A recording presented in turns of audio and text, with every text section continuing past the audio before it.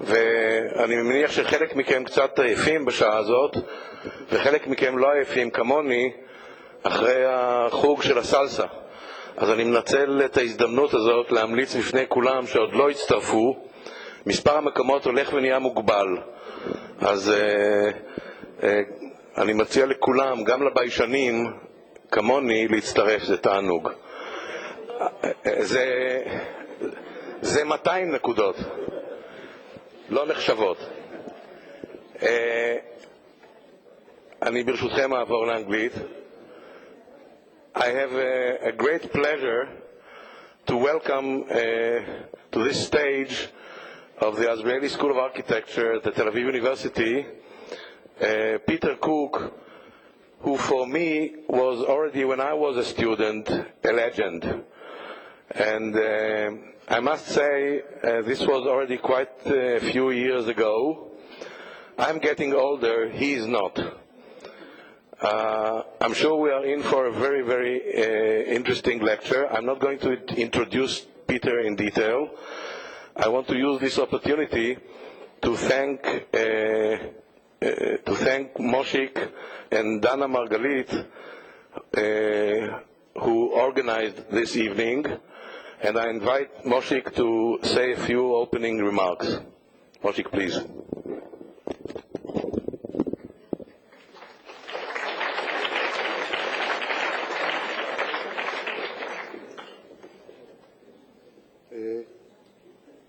Again, thank you, Peter, for coming here, and thank you, Yael. לא שומעים? לא. עכשיו? שומעים?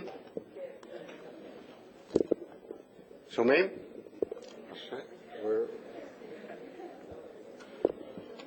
הנה, איפה המיקרופון שיוצא? Okay. Thank you, Peter, and thank you, Yael, for coming here. Allow me, and I'll take a few minutes to introduce Peter, his work, and mainly his mood to you, and I'm sure that we all see it later in his lecture.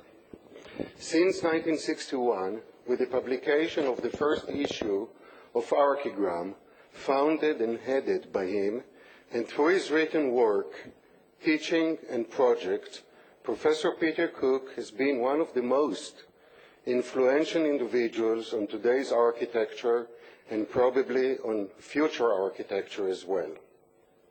In the early 60s, right upon the end of his studies at the AA in London, and through the 70s, Peter Cook and Archigram advocated new approaches to thinking in and the practice of architecture. In a time where architectural theory and practice were challenged by Lou Kahn and followers seeking for architectural expressions embodying human values and institutions as philosophical context, and when Team 10 advocated contextual architecture as an answer to style-affiliated expression, and when Robert Venturi was addressing the reflection of complex and contradicting contexts of modern society and architecture, Professor Peter Cook and Archigram were an exception in both their dare and flair. Peter Cook and Archigram introduced to architecture not a revolution of a new style, but rather free thinking about the disciplines of architecture and urban planning, relating it and communicating it with people and lifestyle. At times, they were considered as promoters of pop architecture, persistently promoting exhibits and experiments in architecture. You can see his last column on the recent architectural review of last December. They opened a new path to discuss and question the meaning and the abilities of architecture. In the work, Plug-in City 1966 and Instant City of 1970, Professor Cook and Archigram promoted the investigations of the relationship between people, lifestyles, cities, technologies, information, movement, and perception. Fun, play, and pleasure were an important part of their project. Professor Peter Cook has published a vast number of books and articles, lectured all over the world, and won recognition and awards for his contribution to architecture as a thinker and educator. As a practicing architect, it has transformed his theories into places and buildings for which he won numerous international competitions. Among are the housing project in Berlin, completed in 1992, and the widely published and attended Graz Public Museum for Arts and Electronics, opened on September 2 or 3, which we'll probably see.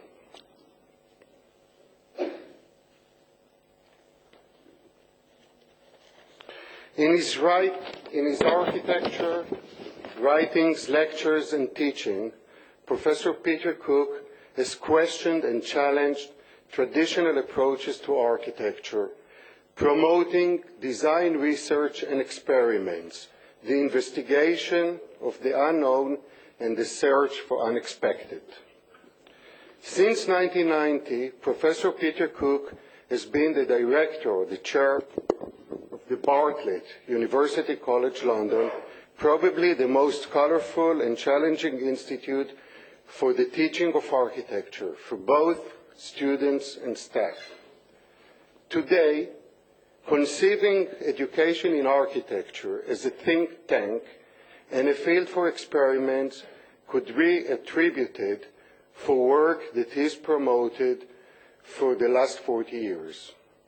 Furthermore, it is definite that much of today's discussion in architecture, the exploitation of new technologies and materials, the influence of the computer on the way we think about architecture, and the communication of architecture through shapes and forms could be attributed to Professor Peter Cook, for whom architecture is life to enjoy. I am sure we will enjoy the lecture. Thank you, Peter, in advance. Thank you. That's lovely. Well, I hope that my next hour and a quarter will be as elegant as that introduction. It was really a very nice one, and I hope that the work rises to the occasion. It is, of course, a very long history, and I won't dwell too much on the early work, although it's not as if I want to brush it under the carpet, but one does feel in these circumstances very much rather like walking or living history. And I'm sure that for many architectural critics it would be more convenient if the surviving 4 members of Archigram were actually dead, because then writers, as they always get it wrong, could get it totally wrong without us bothering. But we're not dead, and here we are. If I could have the lights down, that would be very, very useful for keeping me alive this evening. You see, one does a lot of... Can they go lower still? I guess that will have to do. Okay, fire regulations, I'm sure.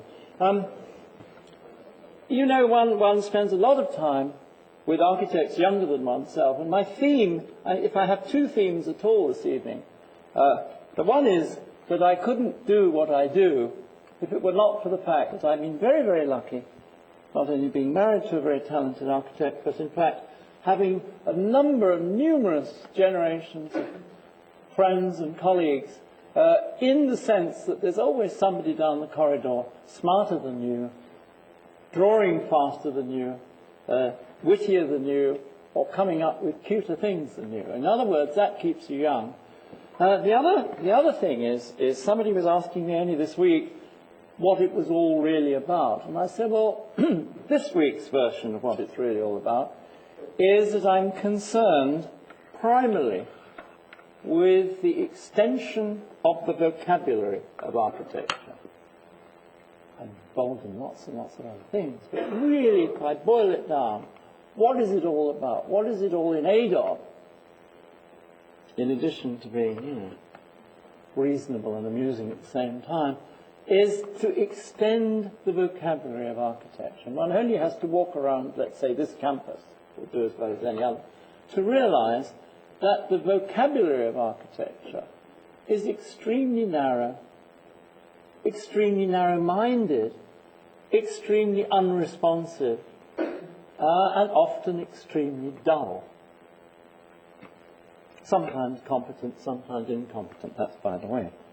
And really it is my cri de coeur this evening that whatever else I and my friends and my funny friends and some of my students and former students, whatever we are about, we are trying to extend the art of architecture so that it makes it more possible for you, or anybody else for that matter, to enjoy life.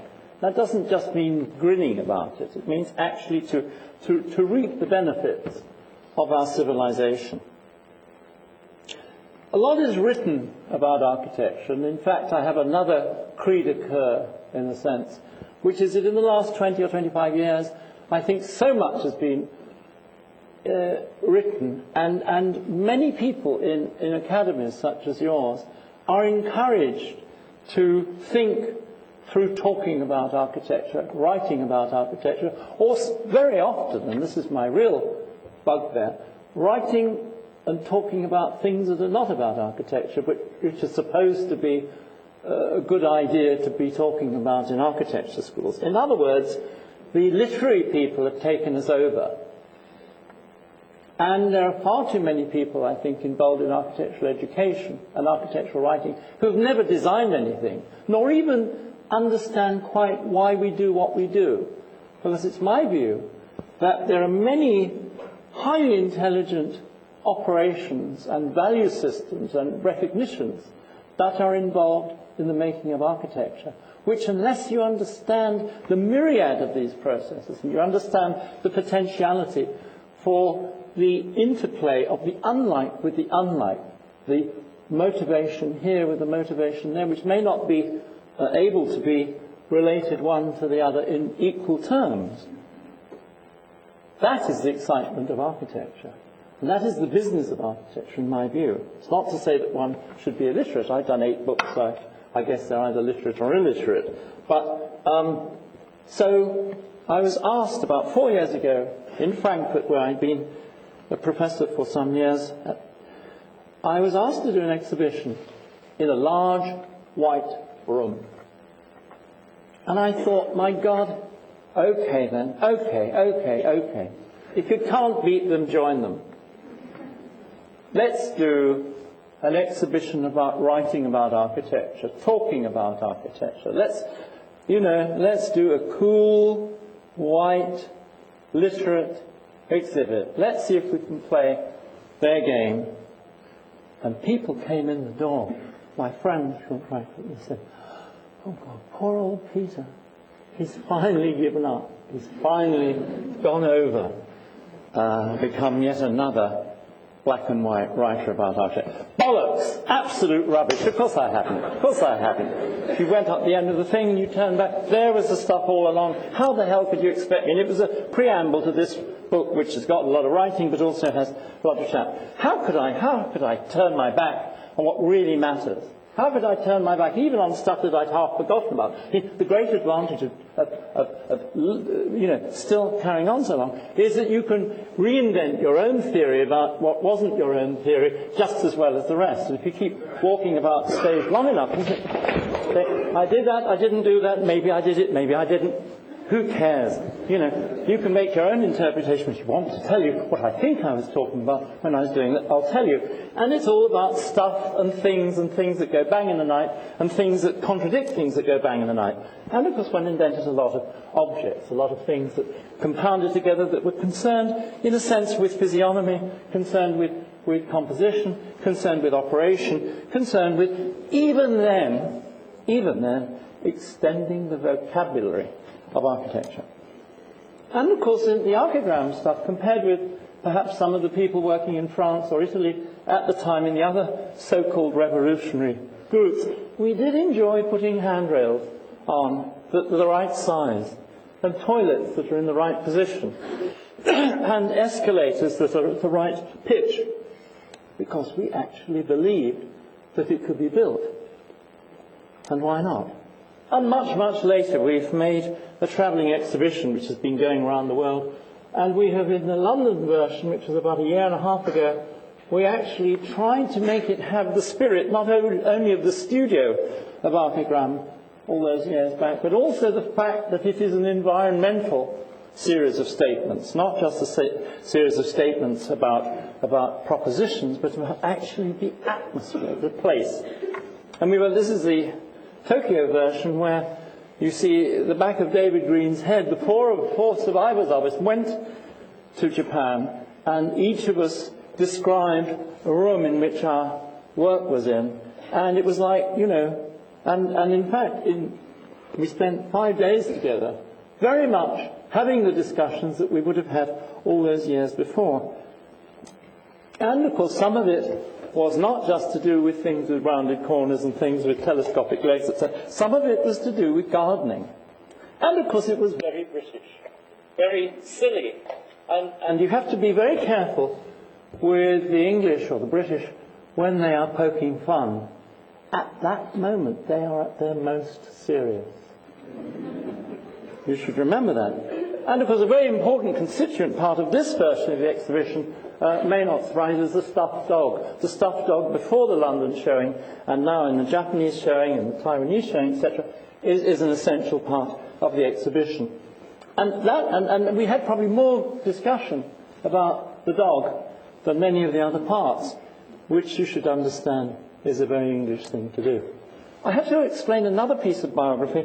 Not only am I quintessentially English, but I also come from the seaside. Now, you should know that, of course, those rather Puritan North Europeans have a Jekyll and Hyde thing about them. That's why we get on so well with the Japanese, as a matter of fact, because they have exactly the same characteristics of one of those old stately countries with certain kinds of behaviour, but underneath they part about, they fall about, they get up to hilarious, funny jokes and tricks and puns and farts and you name it. And the North Europeans only let their hair down, disclose some of that when they're on the beach. We're at the seaside. And I spent my first summer holiday as an architectural student. I spent inside an object very similar to that in a different city, same kind of object, selling ice creams and fruit, and watching what happens to the English when they let their boobs hang out. Which, of course, I do with the architecture here, in a sense. If you are from the seaside, you know about metamorphosis. You know about the ability of a city to change necessarily over time. You know about the atmosphere of the autumn when things fold up and retreat and disappear. You know the wonderful atmosphere of the early spring. Things are unfurled, unrolled, painted. Electricity connections are made. The buildings actually physically extend. And in a sense, this is my post-rationalization, but I think it's close to the truth, that the plug-in city and the instant city here were made possible in my mind because I had experienced that same potential of the floppy extension of architecture, of the potential for metamorphosis, the things that blow around in the breeze and happen with the happening of people. And, of course, one finds all sorts of funny ways of describing that. That's also important, I think, that in order to extend the vocabulary of architecture, surely one has to extend the vocabulary of looking at the value systems in architecture, not only with a long academic po face. There are so many lovely young people who make themselves older than me by being very stern about all the things they do. Only if you take yourself seriously, you draw in grey, are you significant. If you enjoy it, surely you must be a lightweight. What bollocks. But, of course, it's wonderful that one enjoys, one goes out in the world searching for lifeblood. One becomes almost like a vampire, going to cities, meeting people to suck the blood that can actually give you the power to make the extension of the vocabulary. And a marvelous place for as soon as the archigram people hit Japan or California, we knew that we'd been onto the right track. We knew that there was more to architecture than just making very poor square buildings with windows in a row. And here is a wonderful piece that somebody, not me, has written fact on, which I think is very significant. The other thing is to the forever young. A year ago I was in Columbia University, just happened to be doing what I'm doing this evening, and Mike Webb was having an exhibition. What was wonderful about the Mike Webb exhibition at Columbia was that it was full of people your age or young, probably younger, absolutely sucking up the stuff that he had been doing recently. What we discovered was that Mike is sitting up there in his hut in upstate New York, still creating wonderful inventions. And it wasn't one of those exhibitions where you go and sort of, have a glass of white wine and sort of meet your friends. It was actually a place which was full of people looking at the stuff. It was a studio finding its way into an exhibition room. I go around the world looking for weird shit. Of course I do. I look just to find friends, allies, people I can hate or love. And one of the best cities, in fact, I shall be writing just for your information, the next month's piece for the Architectural Review, I'm doing a monthly column, will be comparing Tel Aviv with Melbourne. I warn you. And what will be interesting is, of course, the interesting thing about Melbourne is that it does have a lot of very, very free-thinking architects, has a lot of very, very tough criticism, has a lot of creativity, has a lot of people who drink hard and draw hard, has a lot of people who get out there and experiment. Be warned. But I take myself to other places. I take to myself in particular to one of my favourite cities, curiously, which is Oslo in Norway. A small, hitherto modest city, of course a very rich city nowadays, but it wasn't always. And it is a city which has more modernist architecture than London, not as much as you have here, but certainly perhaps a richer variety. And it was a place that I spent a lot of time in. And I was fascinated by a place that has had a sort of quiet regard of functionalist architecture. But it didn't have any towers. It has a few now, it didn't at this moment. And I decided, since I was there for several months as a guest professor, I decided to comment back to the city I found myself in. And I suggested a series of 4 towers for housing, in the colours of Norwegian functionalism, which borrowed these pastel colours from paintings that you will find in the National Gallery in Oslo, which in fact borrowed them from the coloration of the plantations that you find on the plateau between Oslo and Trondheim. But the important thing is that at night it also took advantage of that wonderful early 20th century contribution to the street in places like Stockholm or Oslo, where electricity is cheap, but light is precious. And so there are lanterns that you find, large lanterns along the street. And I borrowed from those lanterns, and I used them as windows. I then made bay windows of the lanterns, big versions. Further up, I made whole room-sized lanterns. And further up, I made whole apartment-sized lanterns. And finally, at the top of the tower, the whole tower is a lantern. So lantern, lantern, lantern, lantern. And in a way, that was an observation of an indigenous architecture, which without, I hope, falling into the trap of mimicry. Of course, one has spent a lot of time teaching, and one has encouraged, I think, a very wide range of positions. In fact, the students that have always interested me the most have been those that weren't doing my kind of thing. The ones that do your kind of thing, yeah, okay, so why not?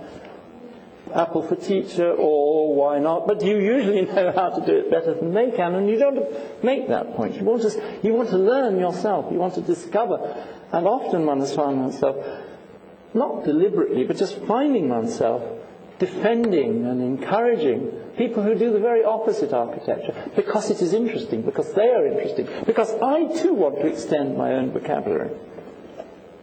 And so it goes. And 15 or 16 years at the Bartlett have meant many models and many forms and many varieties, and people who can use techniques that I can't even begin to do, and people who do combinations of techniques. And of course one is dependent upon one's colleagues, one's fellow teachers, one of whom is sitting near the front here, who is responsible for student at the bottom. And other strange things. One increases the ability of one's digestion to take on board perhaps things that are neither fish, flesh, nor fowl, but have the advantages of all three.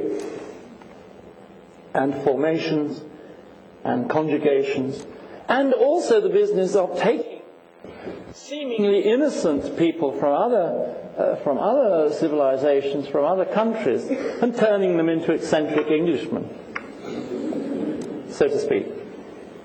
And then you take yourself with you and you go back away to take your exhibition to Japan, and you find that half the people in that picture, in fact more around the corner off the picture, were one's own Japanese students coming back to see you in Tokyo, still surprisingly with an appetite for more.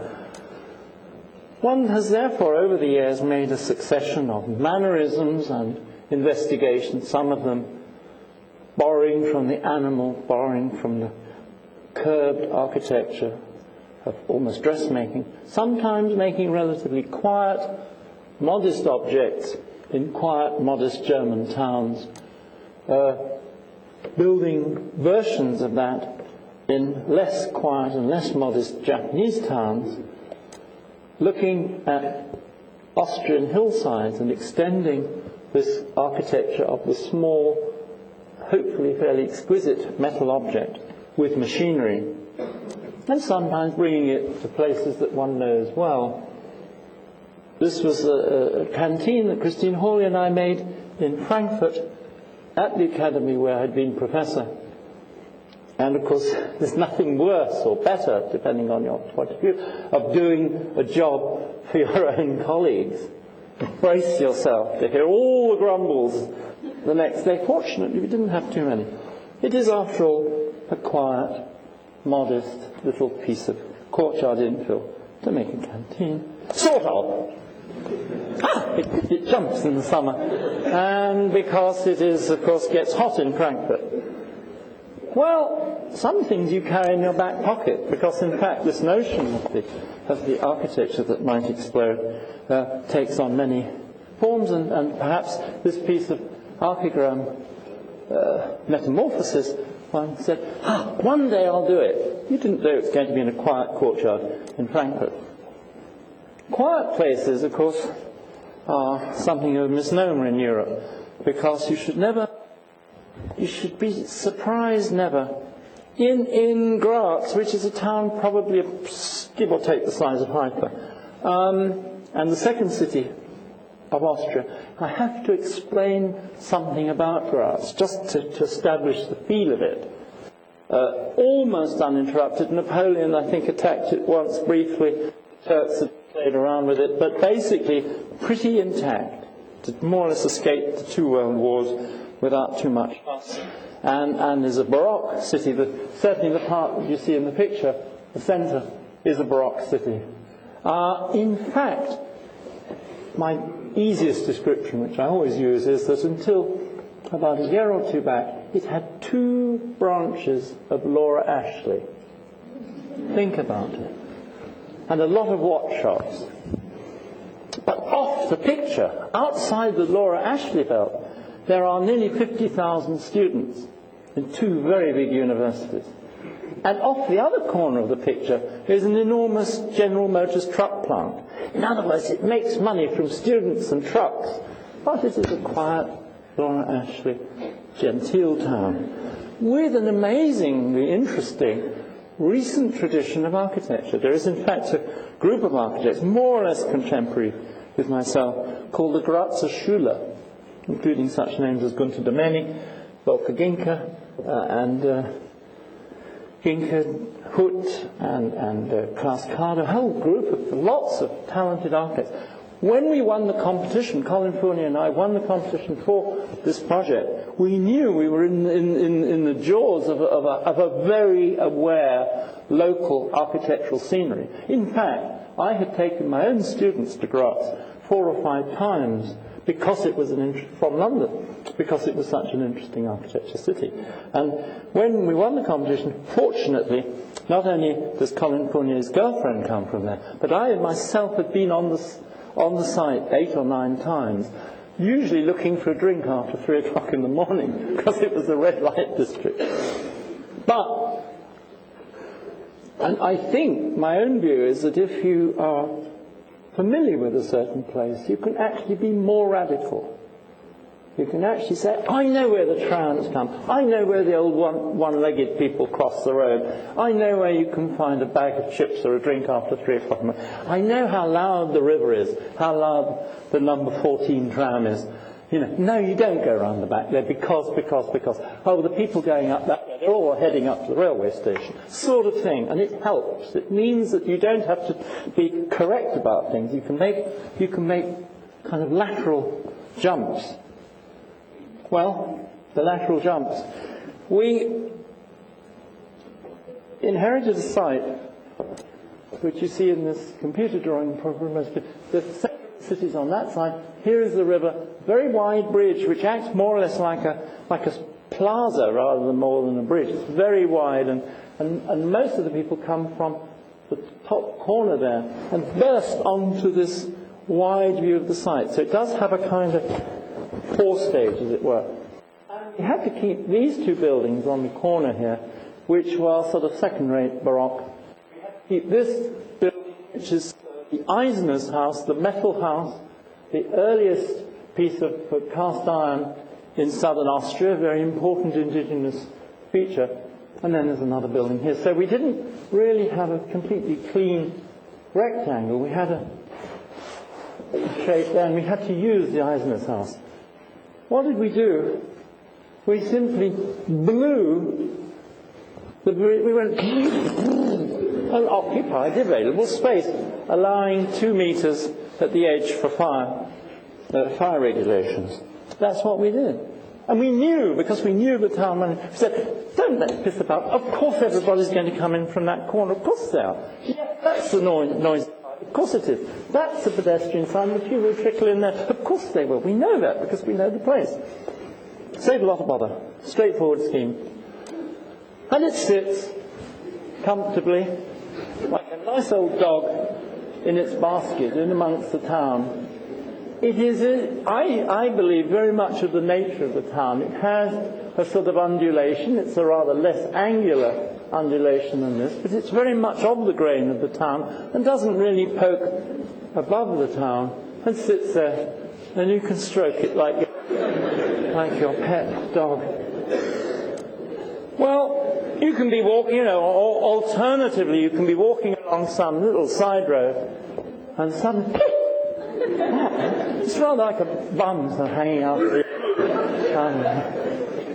and indeed it does hang out, reflecting the city as it goes. In fact, there's that wonderful image of many, in fact, an inspiration to me of Cesar Pelli when he was good, which was at the Pacific Design Center in Los Angeles, a building which I'm familiar with.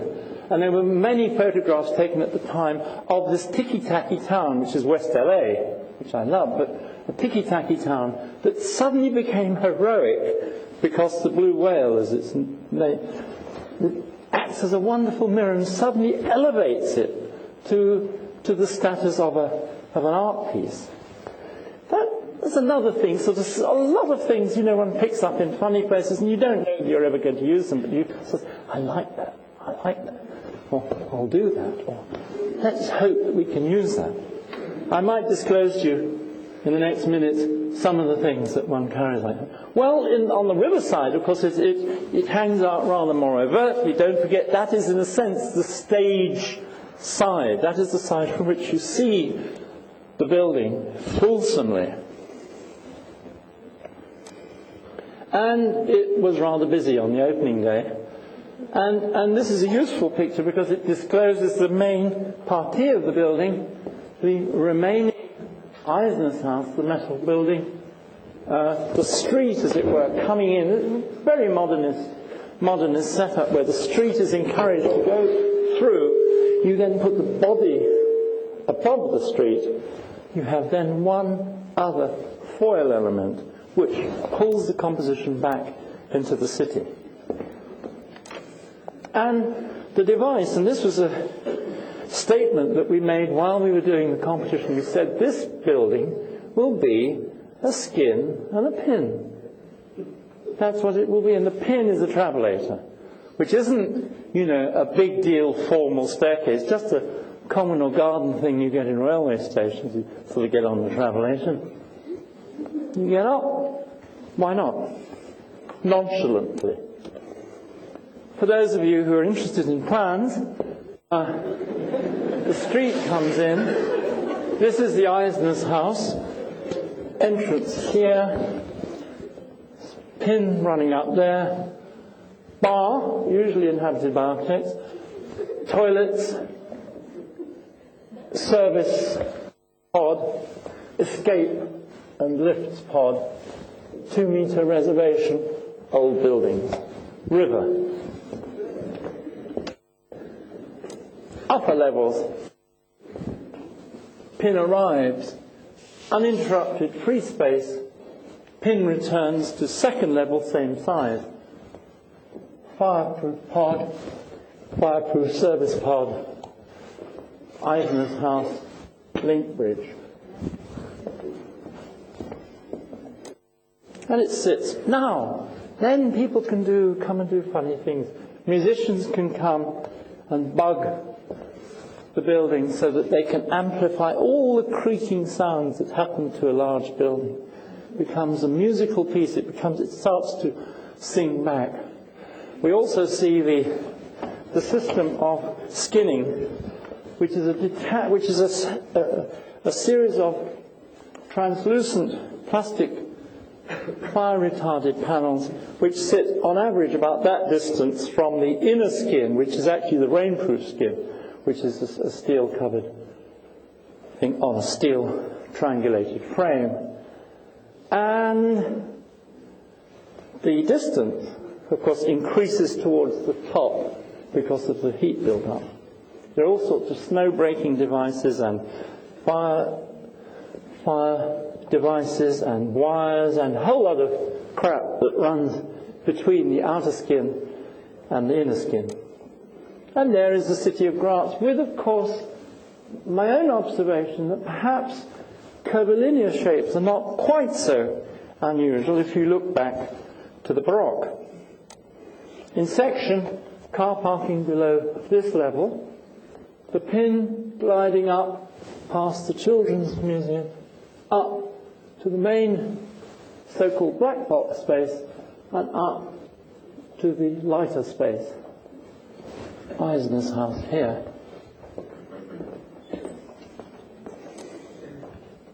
One of the things that I wish of myself, that I have done more buildings, is that however much you draw, however much you talk, however many values you put into the design of a building, however many angles and calculations and statements and references that you might have, in the end it is the stuff that talks. And one of the things that I envy those who have built more with is that actually the presence of the object is sometimes intriguingly different from what you would have expected. Certain things look darker. Certain things look more voluptuous. Certain things look less voluptuous. Certain things look more solid. Certain things pick up the light at a certain moment, which you didn't expect. You make models and models, computer drawing. You have to know the stuff. And in fact, of course, often it's better than you expect. And I think that I would claim for this building that there are more occurrences which were unexpected that look all right than the ones I'm not going to show you. And such a case is this bridge connection here, which Colin and I had a lot of art worry about how this sort of flash cut, the link, how you make the bridge, what will the degree of solidity of the bridge be. And it glides along, and it's obviously part of the family with the pod. It works, I think. On the other hand, in the restaurant, the crinkliness of the plexiglass that had to be used in the restaurant area because it was cheaper. The city kept us to the wall with the whole thing of, this must not cost more than a regular art gallery building. And we ended up 1.5% above cost and 2 months late, which I think is pretty bog standard. It's pretty all right. But one of the failings, in a sense, was that the slight thinner plastic that you get on the underside in the rainproof area. They said, you can save money there. It doesn't have to be quite as thick, does it? Because it's not feeling wet. And it doesn't quite resonate right. Now, these sorts of issues, I don't mind telling you, even in the School of Architecture, where you expect me to talk about other things, because it is about stuff. Architecture is about stuff. In the end, it is about stuff. The bar without the architect, the interstitial space. Now, this is another issue that particularly comes up in this project, which is the question of the architecture being as much to do with the claimed territory, as much to do with profile, as much to do with the external claimed territory, as it is to do with something that you can mark and label as a room in plan. Here's a case in point. The back of one of the two Baroque houses is very visible because, as I say, we take, as it were, the street through. And what the locals have done is to then make a sort of art piece. They've painted lots of arty crosses on the back, realizing that suddenly this back of this building is becoming a visible thing. But what is interesting to us is also interstitial space between that which we have enclosed and the other building. And there are several cases. The other thing is that, to my mind, we mustn't forget that architecture can also be theatre. The travelator takes you nonchalantly up into the unknown, takes you up into a controlled unknown space into which people can make exhibitions. The other thing that the building has told me is that a lot of projects that I've drawn, this happens to be one suggested for Tel Aviv, though nobody asked me to make the suggestion, nonetheless it was, it suggests that actually that building can be made because this fragment of the Grant project is in fact almost a quotation of this building. And that intrigues me, that a lot of the stuff which hitherto one has been dismissed as sort of drawings and arty-farty, and they didn't ever expect to build, did they? I then say, wait a minute, guys, 83% of that stuff can be built. In the black box, this is a day when the black box is lit, because it's very important. In the brief, the lower level was a very key, and it's about 50% of the total exhibition space, because Austria has this very strong tradition of electric and electronic art, and this is supposed to be the repository for it. You then continue up into the second unknown, which is the upper gallery. And, of course, it is inevitably affected highly by the art pieces and sometimes, in this case, the coloration that they feed and the light that they feed makes the building metamorphose itself. And then we are up into the top space, for which I apologize for the edge condition around the nozzles. This was not our intention. The city panicked and said, you've spent enough money, we're not going to go to 1 3/4% over budget, we're going to stop at 1.5%. Leave it there, it's all right, it works. And Colin and I said, no. The internal mesh skin, the mesh, by the way, came from some backyard in eastern Germany, threepence a foot or something. And it was meant to turn. And then there is the intervention of the art piece. Or in some cases, sometimes you get a really good artist who comes, such as in this case Sol LeWitt, who took the top floor and built his own enclosure inside our enclosure, and had a whale of a time, really enjoyed himself. doing it. And then there is, of course, the usefulness of nozzles which bring a proportion of natural light into the game. All the nozzles face north. That is what light-giving nozzles do in art galleries. Except for the naughty nozzle. He is not, and he's the only one, incidentally, that has the desired detail of the mesh curling round. Not facing north. And people seem to be very, very interested in what he's doing, don't they? He's looking at the castle, which is another old pocket trick in our very first ever archigram exhibition called Living City in London.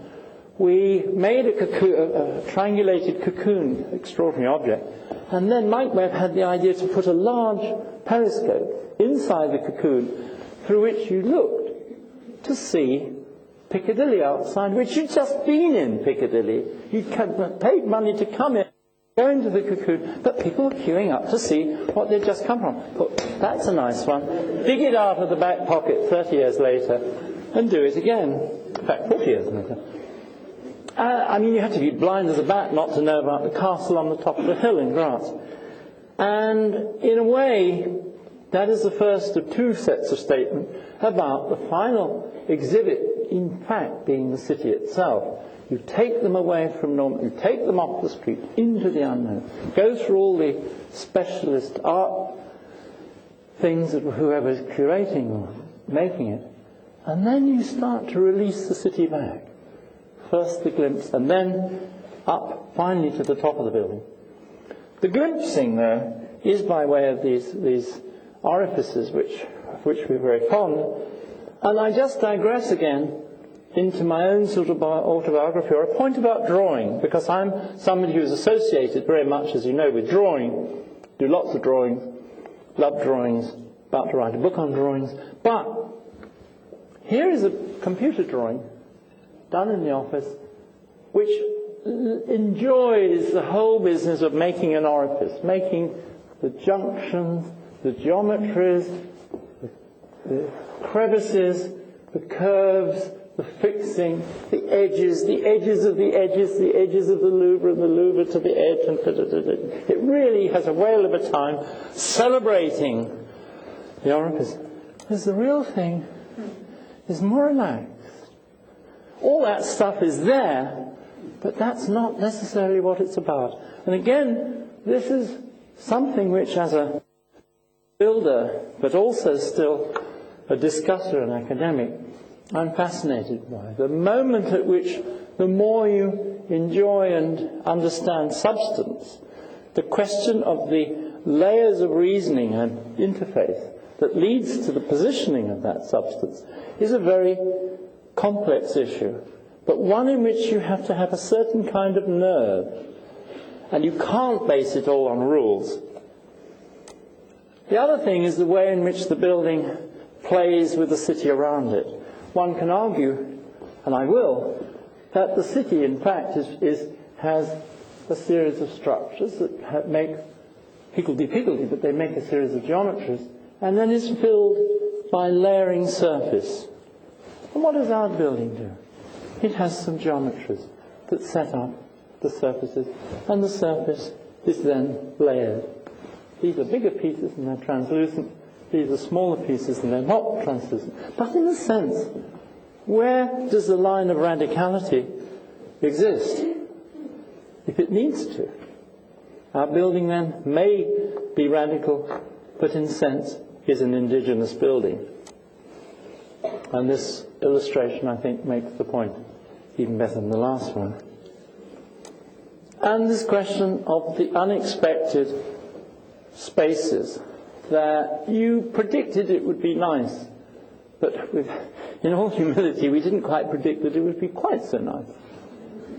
Because it is a city that can take it. If one had done a calm, mealy-mouthed, minimalist building, I don't think the city would have had much conversation. In this case, it does. And then night falls, gradually, and of course the other key factor is that the building itself is an exhibit. It is a message giver. There are 920 pixels. enabled by very, very cheap, normal bathroom fluorescent lights. And nothing fancy. The computing system is a bit fancy, but the actual, the rings are just ones you buy for the bathroom. Don't forget the budget. It's lower. And then the Eisener's house. There is this metal house, this piece we had to be very honourable of the local culture. This local Austrian culture with its beautiful old metal building. But it was made in Sheffield, England. It was shipped out there on a camel, or however the hell you get stuff around at the time, 150 years before our building. Some loony English people had sold them some technical stuff 150 years before. So what about culture then? So what about context then, guys? Context is where you want it to be.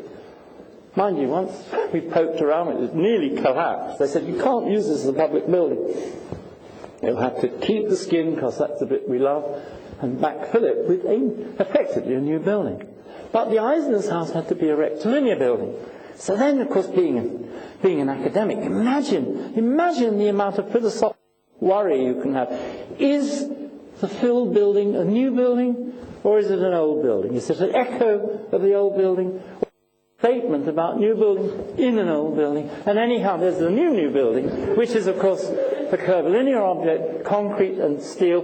But the new building, the old new building, is rectilinear, being the old Eisener's house. You can get your knickers philosophically, operationally designed in a total twist. Or you say, bugger it, let's just do it. Which is what we did. And, of course, the Eisener's house is cooler, and the other bit is less cool. And an important element is what we call the needle, the top element, which, as the building started to come up into the sky, I found myself more and more attracted to. I'd always wanted to do one of these lozenges. And in fact, my favourite building in Tel Aviv, which I've just been back to photograph now, they've painted it a bit better, is opposite. It's opposite the burger bar, opposite the McDonald's that comes along from the art museum. And as you face into town, you see on the corner a building which is a lozenge. I haven't got a picture of it, but I love lozenges. Anyway, I might need one at the end of the talk. And there is, of course, the question of cultural effect. I have never, even in the heyday of Archigram, I've never done anything which got as much publicity and comment as this building did. Enormous amount. And it's fascinating to observe how the different cultures respond to something, coming as it does from this anyhow mixture of cultures. The British Architectural Review, for which I now write, drew attention, of course, as it would, to the juxtaposition of the new building with the indigenous hell and the specialness of crafting. Naturally, in Britain we are concerned with such issues.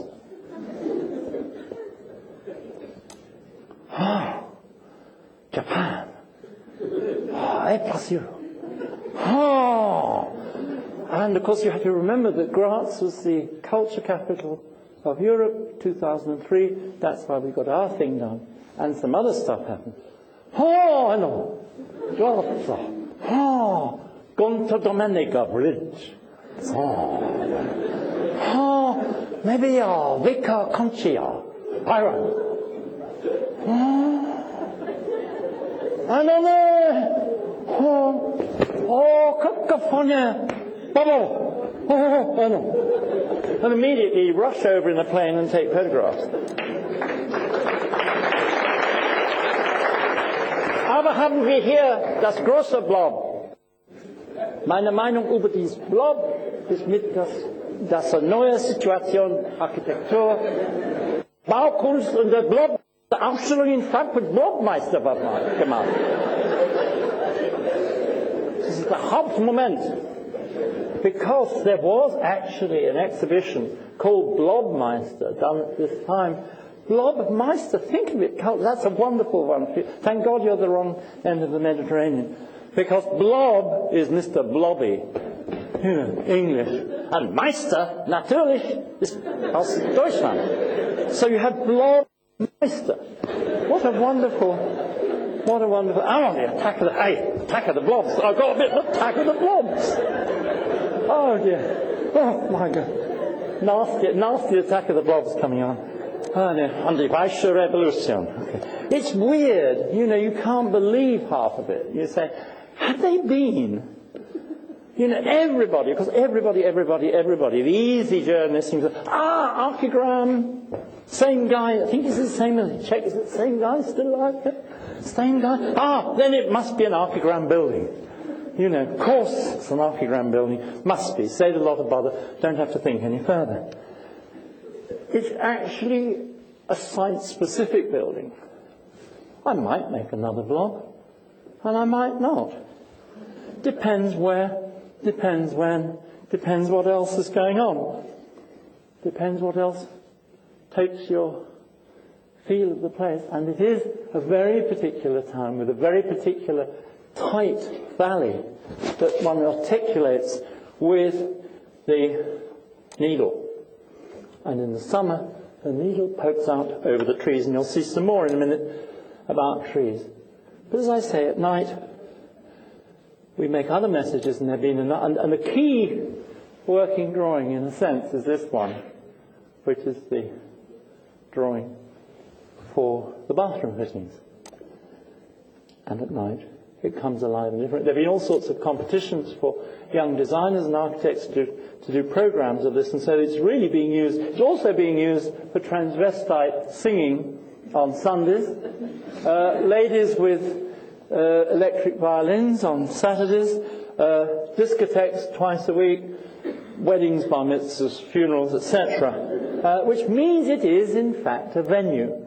And I wouldn't mind if it turned into a Woolworths in 10 years' time. Who cares? I think that most of the best buildings that we occupy were not necessarily designed for what we do in them. And who knows what art will mean in the middle of this century.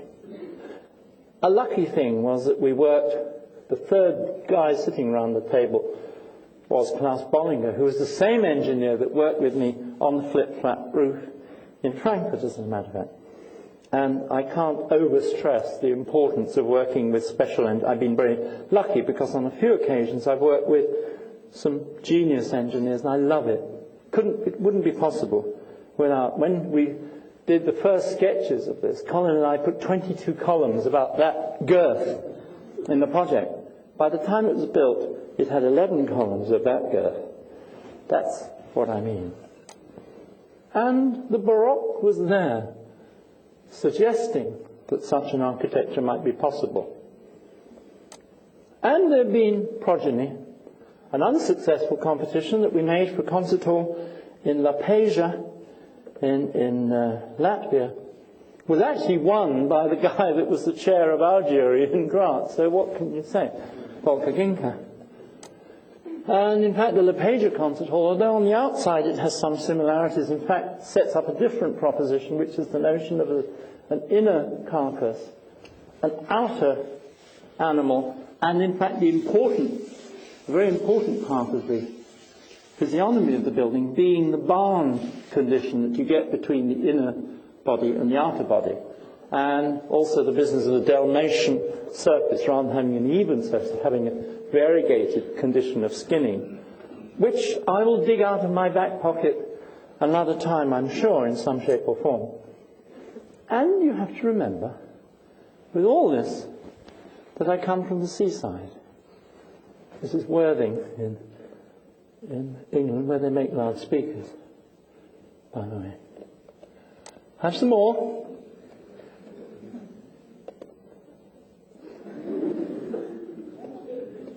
No, wait a minute, that's one, sorry. Two. I have some more.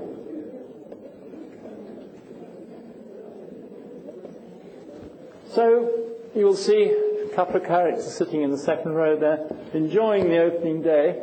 No, not these guys. That is very much in the seaside tradition of having a building that enjoys itself and people enjoying themselves in it. But another area that I find myself looking at increasingly is, what about life coming back into architecture? And what about extending the vocabulary of architecture? Maybe we should look only as far as the end of our nose. Maybe we should look outside just the correct architecture.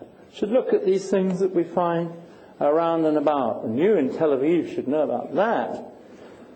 So in London, there are now even decent coffee, you'd be surprised to know, but it comes on a little van. Or in Korea, somebody will sell you pot noodles, and they are kind of ventilated on a little tiny truck that I have horrible suspicion that lady has to drag home at the end of the day. Or if you're in Vienna, you can have a certain kind of modernist architecture selling sausage. Or in Tel Aviv this afternoon, I found there's a similar modernist piece of architecture selling fruit. They also sell knickers in funny places in Tel Aviv, I discover. But if you're in Russia, a similar piece of transportable modernism might be selling you chickens, and it will be selling you men. You notice it's of particular interest to the ladies there. And, of course, in Tel Aviv you're well used to the feeling of spillage of culture, as we see.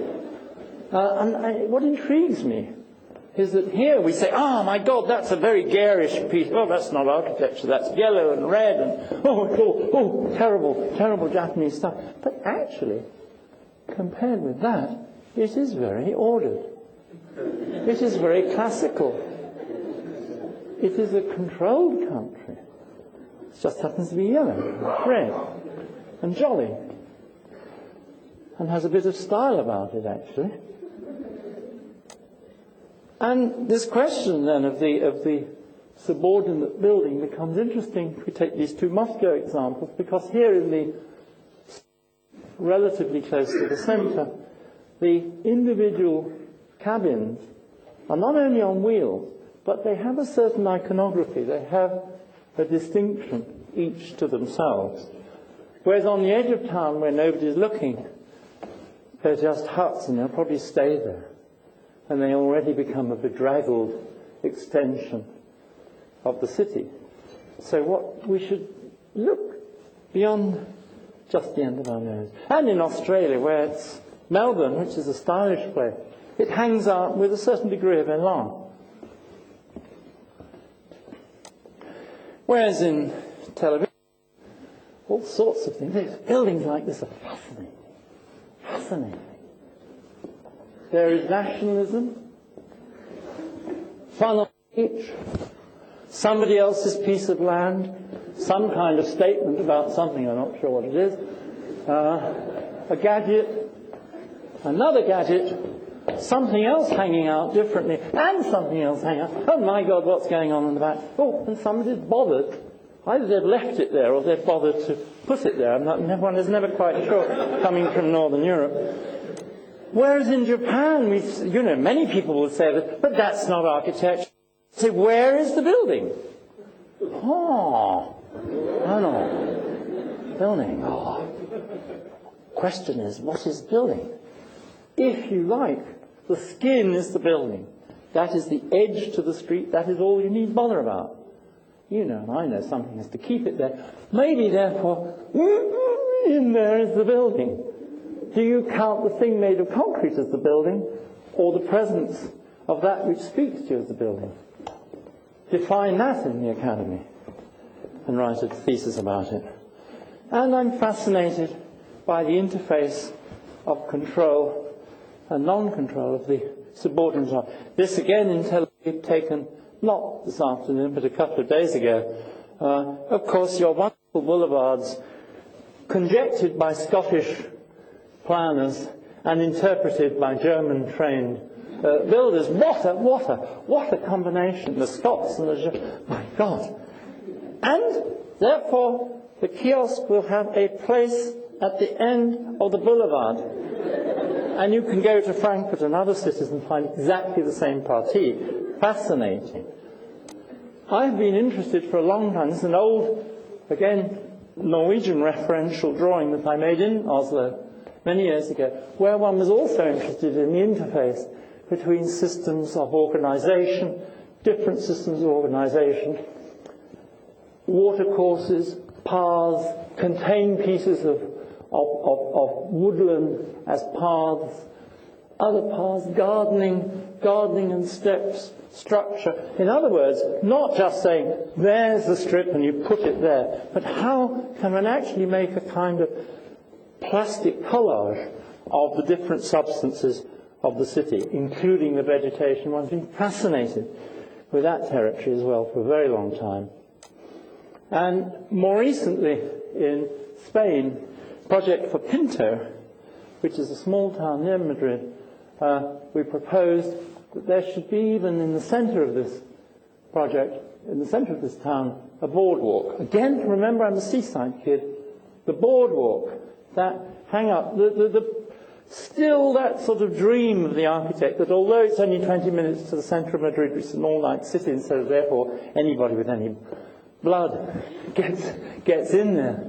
But you still wish them to return to their small town and to revivify those memories of what the flaneur might really be. What hanging out, watching the girls or watching the boys or whoever it might be, and the person jogging or skateboarding, showing off effectively, hanging outside the kiosk, the bar, buying flowers for somebody, feeding pigeons or killing pigeons, whatever it might be. The business of being in a town centre and the business of moving around space. This is a quote from another project for Berlin.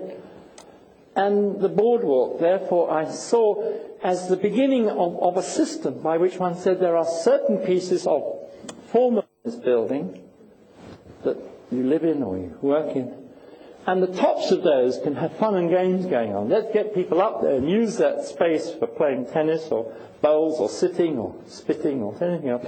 And under the legs of the building, allow that flotsam and jetsam, inspired by the kiosks, the markets, and even the illegitimate building, if you like, to happen. And this is a Swedish boardwalk, which I photographed only a month ago. There was still a bit of sun in November in Malmö, and my God, they were out there enjoying it, and there is the boardwalk.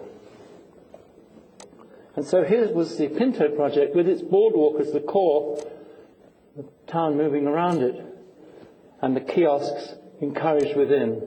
In another project, this is a Houston project I did, the kiosk system has a different physiognomy. In an earlier project, there is the prospect of wafty, wavy, thin materials becoming part of the architecture. The project for Argentina, for Art Museum, the actual shed of the museum, let's say the Kunsthaus equivalent, has then a number of entrails, a territory of loose shed, a yard which has pieces of wall and machine and cover that come out, and then even a garden, so that you have degrees of building, as it were, that stretch and clasp the outriders of the building as an alternative to that terrible situation that we have around our cities where we have the shed and the car park and then bits of space where people say, I'm not quite sure what we're going to do about that.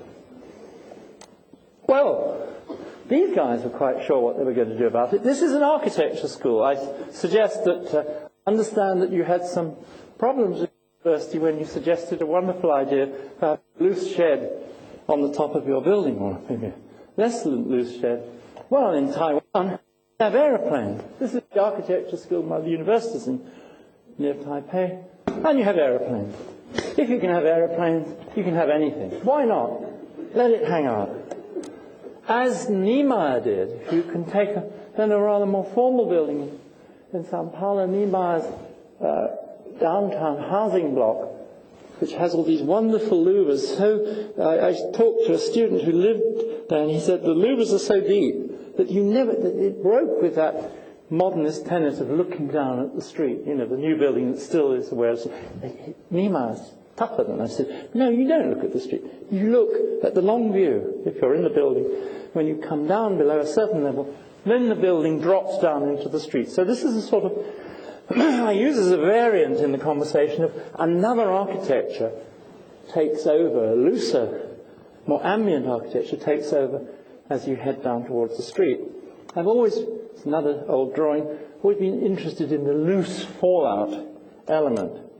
Or in territories such as marshland, where one has suggested this ambiguous state between solidity and non-solidity, between ground and water, has this porosity as an analogy for urbanism, or directly interpreted here as a porosity. There are houses, there are soft surfaces, there are places for growing vegetables, there are places that will metamorphose from one state to another. The notion that architecture and urbanism can have degrees of porosity, not just defined by hard territories, but on the other hand, not completely laissez faire, sort of, what the fuck will we do there? We don't know, but we'll have a plan, which usually has a sort of circle in the middle of it.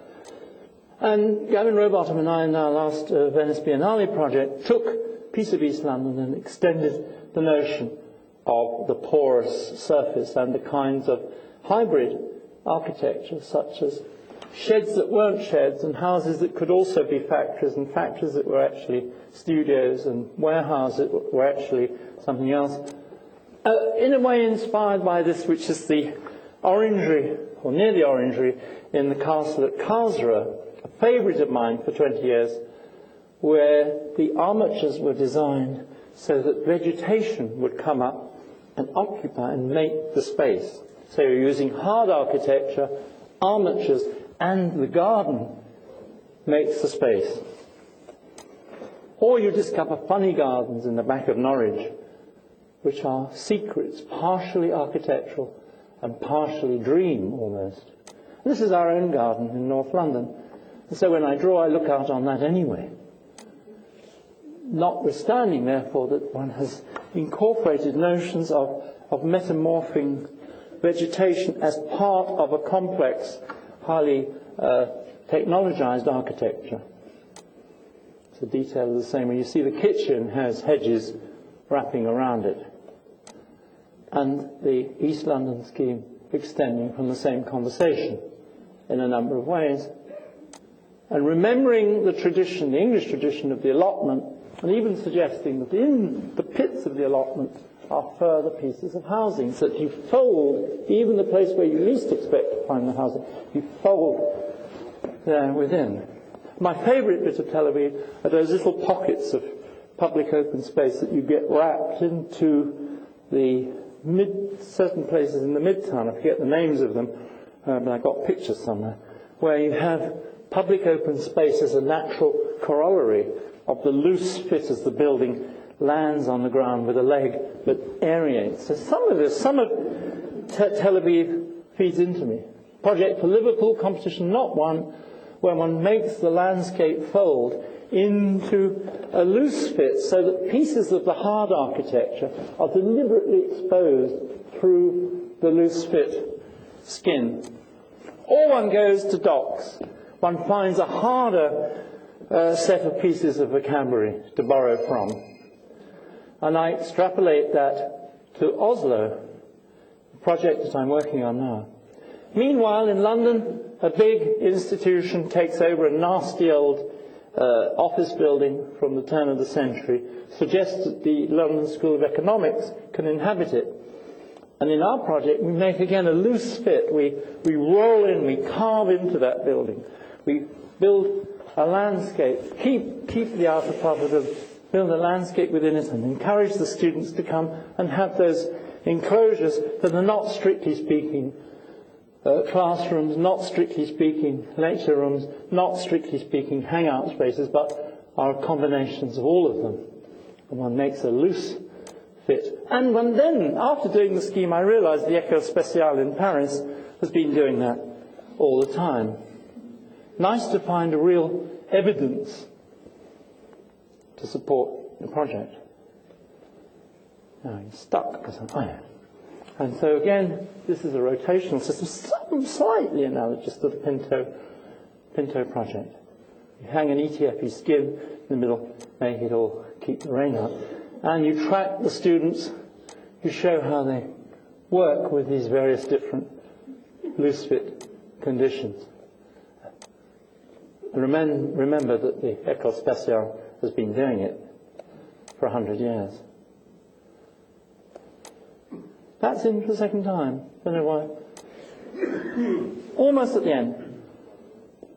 Recently, I've been confronted with since I've been talking about specific places and responding to them, in 3 months' time, I'm told our next building will start coming out of the ground. It will be Blue Building number 3, and there's a piece of housing for the Vallecas area of Madrid, which is about to absorb 250 units, no, 100,000 people, anyhow, whatever that results in. It's an enormous, enormous scheme, of which my piece is 1/250th. So as I say. Well, if we were very aware of the site in Graz, whatever we might have come up with, we knew the place. You go to Vallecas, and it's like that. I sort of look for about 1.5 kilometers or more. That's what it is. And all that sort of game is low-key, and what do you buzz off on? Well, what do? You go back into the back pocket. You say, well, and you also take a selective view of Madrid architecture, because I'm very pissed off, actually, with all that red brick Madrid, solid, four-square rectangle. It gets on my nerves. And actually, if you look around, some of the best Madrid, Oita, wonderful guy who was wonderful with us, did a stonking housing block called the Villa Blanca. Also the BBV bank building, which is also a gem. There is another architecture in Madrid if you want to find it. And there is going to be Toyo Ito doing the park across the street from us. So that's not bad. And this is the block. It lifts its legs off the floor, the proposition to allow for the flotsam and jetsam of these funny kiosks and things to happen, and it encourages a lot of fun and games and sports and collectors of solar collectors on the top. And it has a second skin, which I think we'll see in another drawing a bit better, a mesh that will, instead of in Graz, the second skin being a film and then the metal. In this case, there will be a mesh, very cheap mesh, that encourages the plantation to come up it. Remember the Karlsruhe picture.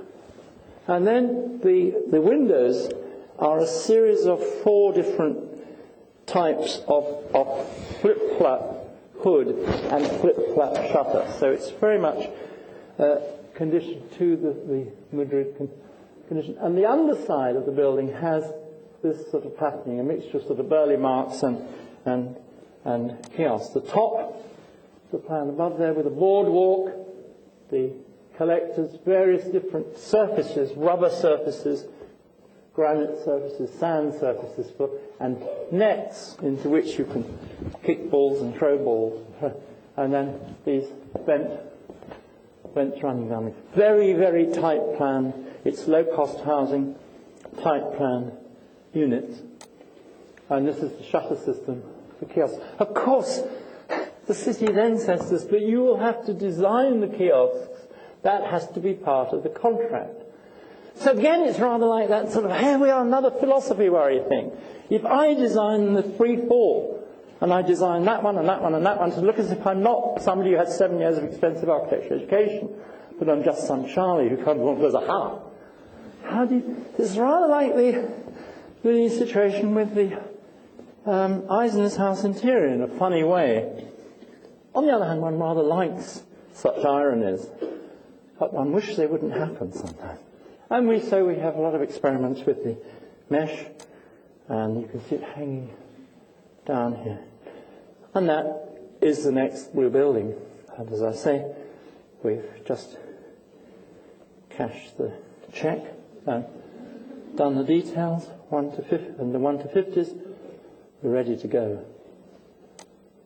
And what am I doing here? This is an extra for this afternoon. What am I doing here while I'm in, where are we? Tel Aviv. I'm drawing a project for Oslo. And I'm drawing it in ink because I can't use the computer. Only all the computer drawings you see of projects I've done are done by colleagues, of course. And I'm drawing a project which is involved in water and skins and extensions of skins and an arcade which has a canal running through it and further skins and a sports building and car parks. And if you look closely, I apologize for the size. Literally, I pinned it to the window this afternoon and held the camera up against it. You will see this, hopefully, in a finer state as it's developed. And, of course, I think I've been looking a bit at Tel Aviv, if you know where to look. Maybe. So this afternoon, I went out, looked at your very fine city and its way of organizing itself, sometimes formally, sometimes less formally. And it did occur to me that the title for this could be Tech and Tat. There's the tech. You are a high-tech city. You have a lot of very, very bright people who know their way around electrics and electronics. And you have some funny architecture. The correct architecture that you do I don't find very interesting. But the incorrect architecture I find very inspiring. Thank you.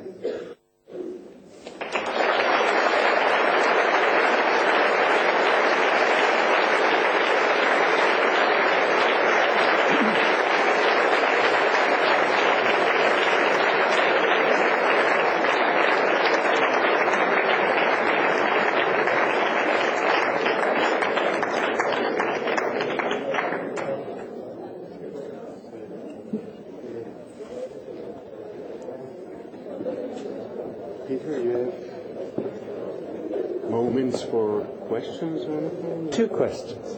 Okay. 2 brave and smart people for 2 questions. And then nothing but saying thank you to Peter for a lovely evening, inspiring and opening our mind. Who are the 2? Peter, you're safe. Thank you.